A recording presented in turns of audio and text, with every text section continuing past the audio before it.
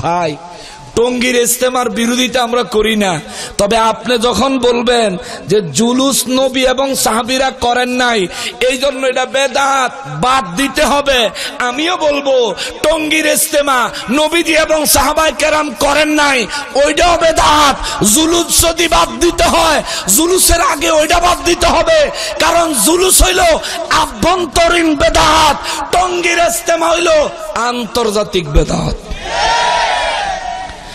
তোমার হেডা আগে বন্ধ কইরা আমার কাছে আইও, এরপরে মিলাদুন নবী আমি কোরআন সুন্নাহ ভিত্তিক করি, তোমারে দলিল দিয়া প্রমাণ করতে না পারলে তোমার লগে আমি নিজে নাইম্মা স্লোগান দিমু মিলাদুন নবীর জুলুস বন্ধ করো।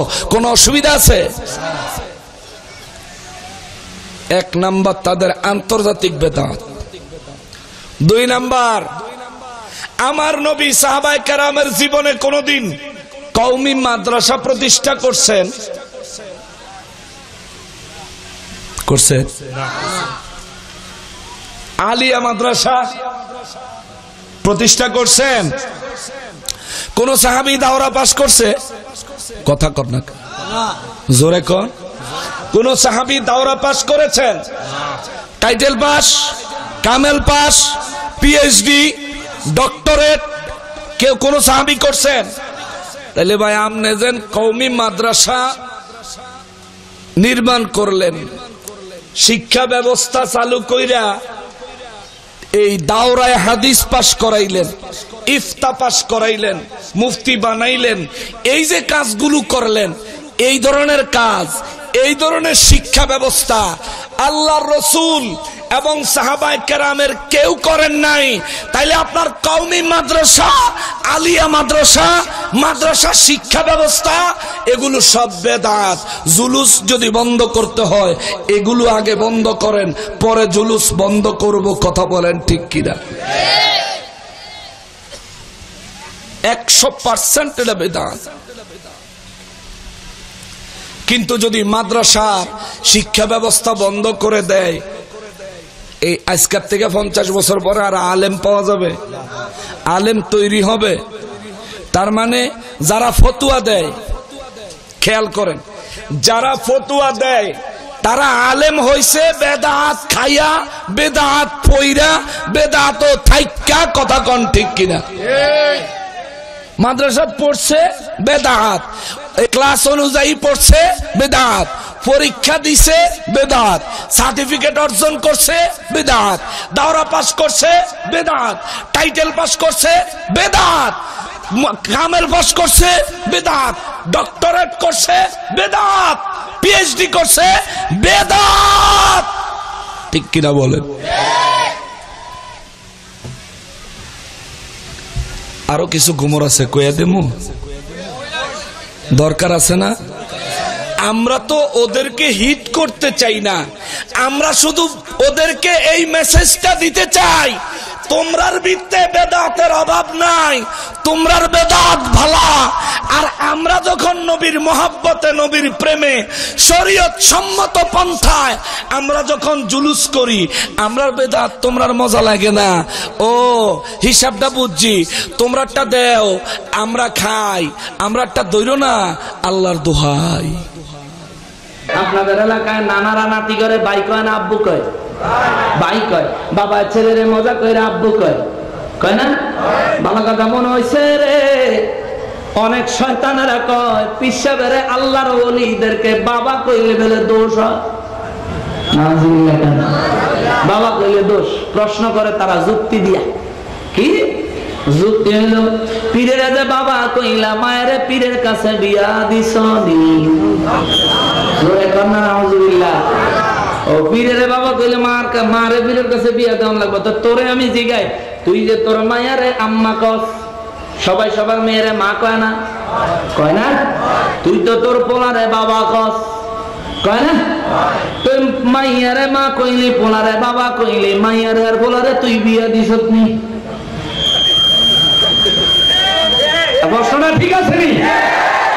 আল্লাহর ওলিরা যারা আল্লাহ আল্লাহর রাসূলকে আমাদের সামনে পরিচয় করায় দেয়, ইলমে মারিফাত হাসিল করার রাস্তা দেখায় দেয়, ওই ওলিদেরকে বাবা কইলে ও মা গো মা ফতুয়া বেতা বুড়ি চোর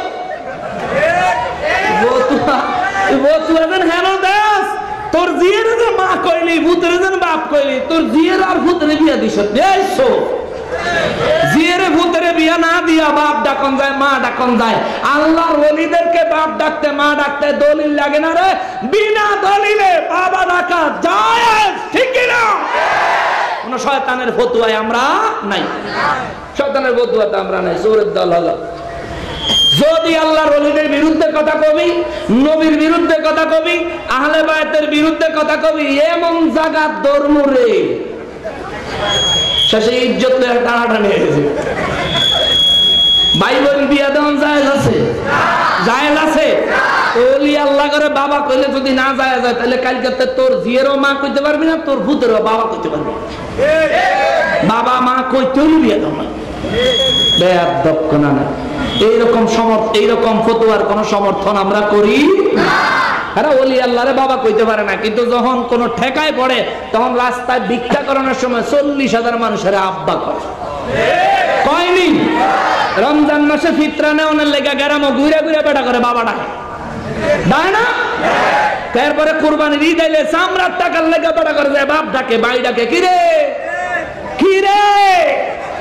চামড়া 200-400 টাকার লেগা বেটারে বাপ ডাকলে তোর জায়েজ হয় আর আমরা এলমে মারেফাতের যারা শিক্ষক যারা গুরু যাদের হাত ধরে আল্লাহ রসুলকে পাওয়া যায় তাদেরকে বাবা ডাকলে তোরা তো সিপা লাগে কে ঠিক আছে নি তোর সমস্যা কি আমি যারে খুশি তারে বাপ ডাকবো তোর অসুবিধা কি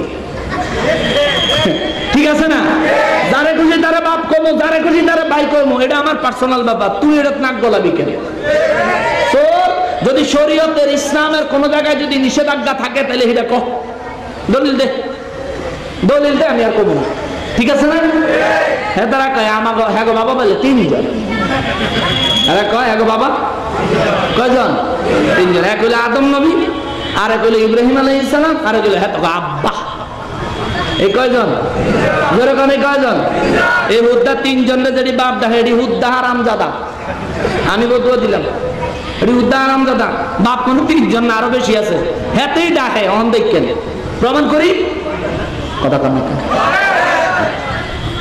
হেতের বাপ হেতে যে বিয়া করছে হেতের বউর বাপ হে বেটারা কি খালু কয় না আব্বা কয় কি রে তোর বাপ বেলা 3 জন তুই যে 4 জনের আব্বাটা হস বাপ বেলা 3 জন 4 জনের বাপটা হসকে আচ্ছা তারপরে বিয়ার সময় একজন উকিল হয়নি কথা কম চট্টগ্রামে উকিল হয় না বিয়ার সময় এই উকিলেরা কি উকিল কাকু কয় কি কয় উকিল বাপ উকিলের তোর বাপ ডাকতে অসুবিধা নাই আল্লাহর ওলি ঘরে বাপ ডাকতে অসুবিধা চোর কোন নাই আল্লাহ তো করে হেদায়েত দিতে জোরে কন্যা আমিন আদম নবী যদি আমাদের বনি আদমের পিতা হয় আমার নবী হবেন আদি পিতা ঠিক কিনা বলেন আদম নবী বনি আদমের পিতা আমার নবী আদমেরও পিতা ভুল বললাম আদম নবী বনি আদম হওয়ার কারণে আদম নবীর পিতা মানতে পারো নবীর পিতা মানতে পারো না নবীজির বাদ দিয়ে লইস হ্যাঁ তবে নবীজিকে পিতার স্থান থেকে বাদ দেওয়ার কারণ আছে কারণ আল্লাহ কইছে মা কানা মুহাম্মাদুন আবা আহাদিন মিন রিজালিকুম ওয়ালাকিন রাসূলুল্লাহি ওয়া খাতামান নবিয়্যিন আল্লাহ কয় মুহাম্মদ সাল্লাল্লাহু আলাইহি ওয়াসাল্লাম কারো বাপ না মুহাম্মদ সাল্লাল্লাহু আলাইহি ওয়াসাল্লাম কারো বাপ কেন কইলেন এই কথা আল্লাহ কেন বললেন এই কথা কারণ বাবার ইজ্জতের সম্মানের হকের একটা লিমিট আছে না নাই কিন্তু নবীজির ইজ্জত সম্মান হকের কোন লিমিট আছে যারা বলেন কোন লিমিট আছে জীবন লাগলে জীবন দিয়া দিবা কিন্তু নবীর ইজ্জতে আঘাত করা যাবে জীবন লাগলে জীবন দিয়া দিবা কিন্তু নবীকে অন্তর থেকে বাদ দেওয়া যাবে এই জন্য আল্লাহ কয় তার বাপ ডাকিস না কেন কোরআন শরীফে আরেক জায়গায় আল্লাহ কয় তোমার বাপ তোমার ভাই তারা যদি বেহকে থাকে ভুল পথে থাকে তাদেরকে শুধরানোর চেষ্টা করবা যদি না শুধরায় তাদেরকে বাপের সম্মান দিবা ভাইয়ের সম্মান দিবা খবরদার অন্তরঙ্গ বন্ধু হিসেবে মনে করতে পারবা হুকুম কার তাহলে বোঝা যায় বাবা যদি উল্টা হয় বাবারও বাদ দিতে হয় এই জন্য আল্লাহ কয় আমার হাবিব রহমাতুল্লিল আলামিন জীবনে কোনোদিন উল্টা কাজ করে নাই, যা করছে আমি যা কইছি তাই করছে। সুবহানাল্লাহ কর না? আমি আল্লাহ যা বলছি তিনি তাই করছেন, তোমাদের জন্য তিনি যা নিয়ে আসছেন তাই হক, তাই সঠিক। ও ইমানদারেরা, এই জন্য আমার নবীরে বাবা বলবা না, আমার নবী তিনি রসুল, রসুল, রসুল, তিনি হচ্ছেন রসুলুল্লাহ। যেখানে আমি আল্লাহ সেখানে আমার রসুলুল্লাহ। জোরে কর না সুবহানাল্লাহ। সেই জন্য নবীজিরে বাবা বলা যাবে না। মৌলভী সাহেব আউলিয়া কেরামের বাবা বললে কত ফিতনা লাগায় রে। ও মৌলভী তোমার কাছে ফতোয়া জানতে চাই, আমার দয়াল নবীজির নাতিরেও নিজের সন্তান বলে দাবি করেছেন। সুবহানাল্লাহ। জোরে কর না সুবহানাল্লাহ। দাবি করেন নাই? হাদিস আছে।